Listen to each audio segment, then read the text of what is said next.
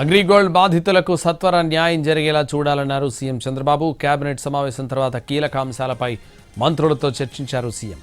అగ్రిగోల్డ్ బాధితుల అంశంపై ప్రత్యేక దృష్టి పెట్టాలని సూచించారు.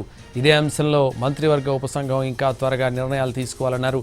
ప్రభుత్వ చర్యలను అడ్డుకునేందుకు కొందరు కోర్టులను ఆశ్రయించాలని చూస్తున్నారని తెలిపారు సీఎం. ఇక నీటి వినియోగంలో మొదట తాగునీటికి, ఆ తర్వాత పశుగ్రాసానికి ప్రాధాన్యం ఇవ్వాలని చెప్పారు చంద్రబాబు. వికసిత్ భారత్ లక్ష్యానికి అనుగుణంగా స్వర్ణాంధ్ర విజన్ 2047 ప్రతిబింబించేలా స్వాతంత్ర దినోత్సవ వేడుకలు నిర్వహించాలని ఆదేశించారు చంద్రబాబు.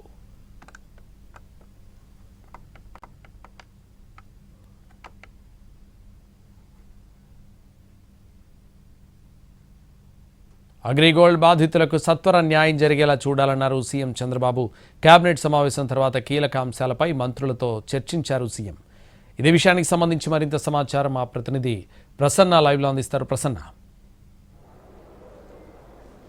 సంతోష్, ఇవాళ ఏపీ కేబినెట్ సమావేశంలో 30 అంశాలకు పైగా ఎజెండా అంశాల ఆమోదం జరిగింది. ఆ 30 అంశాల్లో ప్రధానంగా క్యాపిటల్ రీజన్ డెవలప్మెంట్ అథారిటీ ప్రతిపాదనలకు సంబంధించి ఆంధ్రప్రదేశ్ కేబినెట్ ఆమోదం తెలిపింది. అంటే ఏపీ సిఆర్డీఏలో కొన్ని కీలక నిర్ణయాలు తీసుకున్నారు. రైల్వే లైన్కి భూసేకరణ, అదేవిధంగా కౌలు రైతులకి యాన్యుటీ ఇచ్చే ప్రోగ్రాంకి ఒకటి, అదేవిధంగా అమరావతి ప్రాంతంలో టూరిజం ప్రాజెక్టుకి సంబంధించి అంటే అక్కడ Bhavani island, railway station, bus stand దగ్గర నుంచి ఒక రోప్ వే వేసి దాన్ని అమరావతి వెంకటేశ్వర స్వామి టెంపుల్ కనెక్టివిటీ ఇచ్చేలాగా ఒక రోప్ వే ఒకటి ఏర్పాటు చేస్తుంది. టూరిజం ప్రాజెక్టులో భాగంగా దీనికి సంబంధించి కూడా ప్రధానంగా ఏపీ కేబినెట్ లో ఆమోదం తెలిపారు. హ్యాపీనెస్ట్ ప్రాజెక్ట్ ని తిరిగి కొనసాగించే విధంగా నిర్ణయం తీసుకోవటం, దీంతోపాటు కొన్ని కీలక అంశాలకు సంబంధించి సిఆర్డీఏ ప్రతిపాదనలన్నింటికీ కూడా ఆమోదం తెలిపిన పరిస్థితి అయితే కనిపిస్తుంది. దీంతోపాటు వైజాగ్ లో స్లమ్ ఏరియాల పునర్నిర్మాణం చేయాలి, స్లమ్ ఏరియాలు ఉండకూడదు, దానికి సంబంధించి ఒక కార్యాచరణ రూపొందించాలనే ఉద్దేశంతో ఒక